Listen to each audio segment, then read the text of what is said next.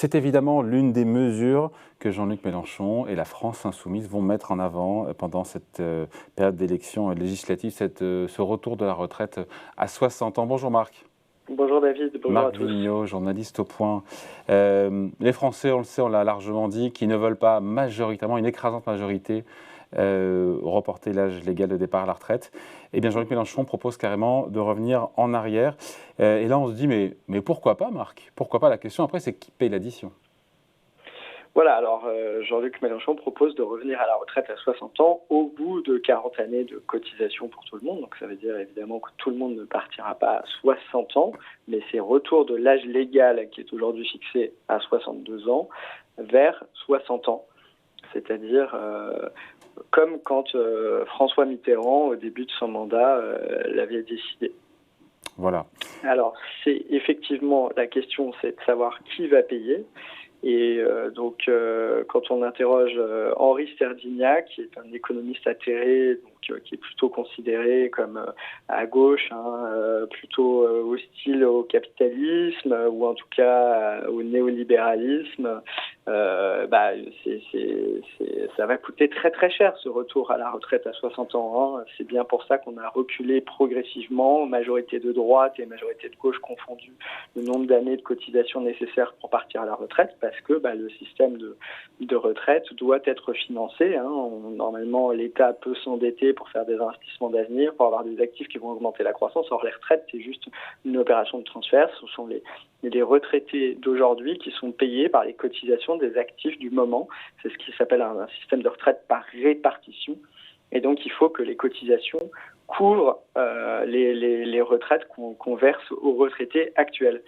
Et donc les chiffres que je... Parce qu'on va donner les chiffres, Marc, mais en quoi c'est une mesure désastreuse? Moi aussi, j'ai envie de partir plus tôt à la retraite. Peut-être vous aussi, d'ailleurs. Oui, tout le monde a envie de partir plus tôt à la retraite, sauf certains cadres qui ont du mal à décrocher. Mais le problème, c'est toujours le même problème, c'est qu'il faut pouvoir financer.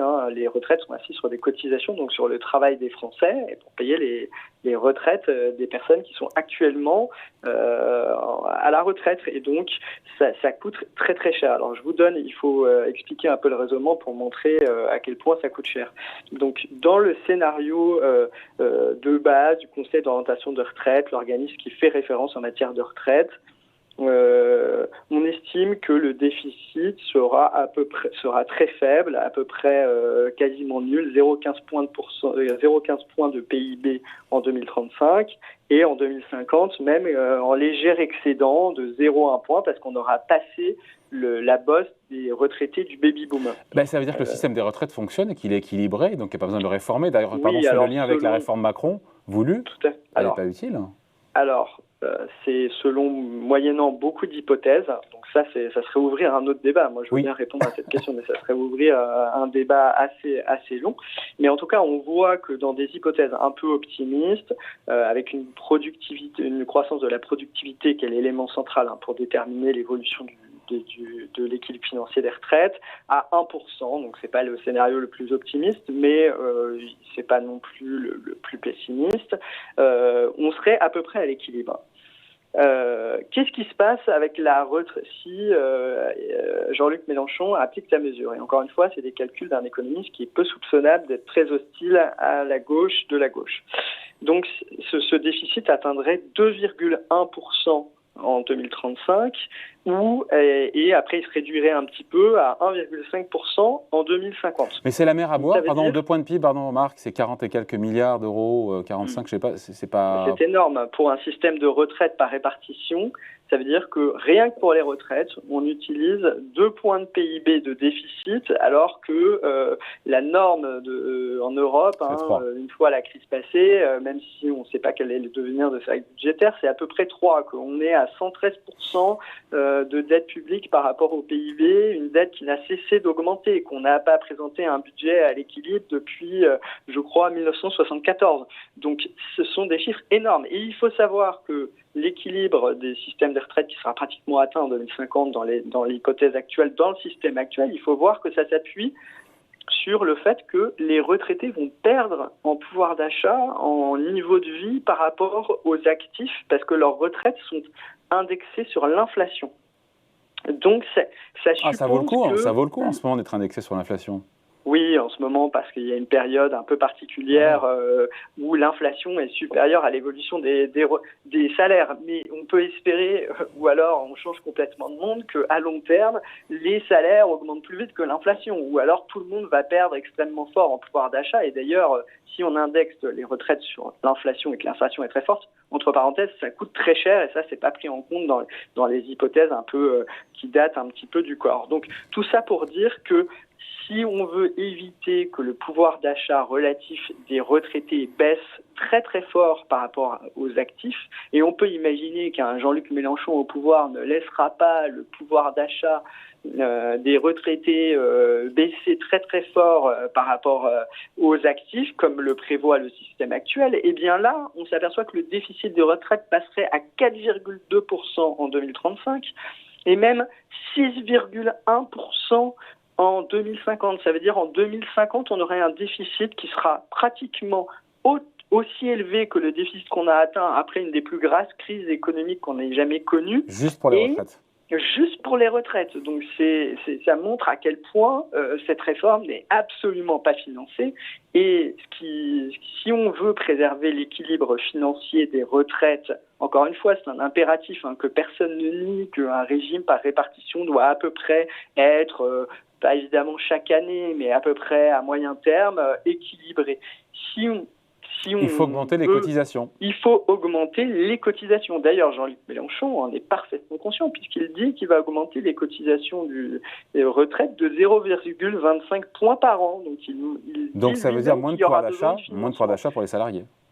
Ça veut dire moins de pouvoir d'achat pour les salariés si on choisit la voie des cotisations salariales. Et évidemment, Jean-Luc Mélenchon devrait plutôt choisir d'augmenter les cotisations patronales, ce qui veut dire qu'en fait, on s'en prendrait à la compétitivité de l'entreprise. Mais ce qu'il faut bien voir, c'est que son augmentation prévue de cotisations sociales n'est absolument pas suffisant pour financer sa réforme. Si un politique est censé réfléchir à long terme et c'est pas après lui le déluge, eh bien il faut que les gouvernements qui viendront après Jean-Luc Mélenchon augmentent extrêmement fort les cotisations. De combien il faudra augmenter les cotisations retraite ? De combien il faudra les augmenter ? Si on prend l'hypothèse que Jean-Luc Mélenchon ne fait que revenir à la retraite à 60 ans et laisse le pouvoir d'achat des retraités, le niveau de vie des retraités se dégrader par rapport à celui des actifs, alors là, il faudrait augmenter en 2035, par exemple, les cotisations de 4,4 points. Ça fait, pour un salarié qui est payé 2 000 € net par mois, ça ferait 131 € de perte sèche mensuelle. Alors évidemment, sauf si c'est une cotisation patronale. Sauf si c'est une cotisation patronale. Mais prenons l'hypothèse, ou alors ça veut dire que l'entreprise devra payer 4,4 points de cotisation supplémentaire. Elle devra payer, pour que le salarié touche autant, 131 € supplémentaires. Donc pour ce niveau de salaire, 2 000 € net par mois, ça fait 131 €. Alors évidemment, ce salarié, d'ici 2035, il va bénéficier de hausses de salaire. Donc d'ici là, il gagnera plus, mais enfin quand même, à la fin du mois, on lui retirera 131 €. Ça, c'est en 2035. En 2050, la somme reste à peu près stable. C'est à peu près le même montant, c'est 3,8 points. Ça représente sur une fiche de paie ou pour l'entreprise 132 € à payer. Mais là où ça commence la facture monte extrêmement fort, c'est si on veut préserver, encore une fois, le pouvoir d'achat relatif des retraités par rapport aux actifs. Et honnêtement, il y a peu de monde qui pense qu'on peut laisser se dégrader le pouvoir d'achat des retraités relativement aux actifs aussi fort que ce qui est prévu dans le système actuel. C'est bien pour ça d'ailleurs qu'Emmanuel Macron, lui, il veut allonger les carrières, parce que quelque part, si on allonge les carrières, on pourra préserver un meilleur niveau de retraite. Plus on cotise et plus on a un meilleur niveau de retraite, ça paraît évident. Donc, si on veut éviter cette dégradation du pouvoir d'achat des retraités, qu'est-ce qu'il faut faire ? En 2035, il faut augmenter les cotisations de près de 9 points. Ça représente 265 € sur une fiche de paie de quelqu'un qui aujourd'hui est payé à 2 000 €. Encore une fois, cette personne, en 2035, sera payée beaucoup plus. Ouais. Mais, et alors, en 2050, là, carrément, c'est l'envolée. Il faudrait une augmentation de presque 13 points des cotisations. Ça veut dire 440 € pour une personne qui, aujourd'hui, est payée 2 000 €. Alors, en 2050, elle ne sera pas plus payée 2 000 €. On peut espérer que les salaires vont augmenter. Si c'est une augmentation moyenne de 1% par an, comme le prévoit le Conseil d'orientation des retraites, ça veut dire que cette personne, sans réforme, serait payée 2696 euros. Ça serait une perte de pouvoir d'achat de 25% quand même. Alors, 2696 euros et on enlèverait 440 euros. Donc voilà, je vous laisse imaginer ce que ça peut faire quand on est censé être payé 2700 euros net et qu'on va se retrouver avec 440 euros de moins. L'objectif, c'est de dire, c'est pas ni pour ou contre la retraite à 60 ans. Cette vidéo, si on l'a fait, ce sujet, c'est de se dire, voilà, partons du principe, voilà, on retourne à 60 ans, combien ça coûte et qui paye? Et là, on voit effectivement que pour préserver le pouvoir d'achat des retraités, pour encore une fois partir plus tôt avec quarantaine de cotisations, la facture, si on fait le cumul bout à bout, effectivement, ça fait beaucoup d'argent.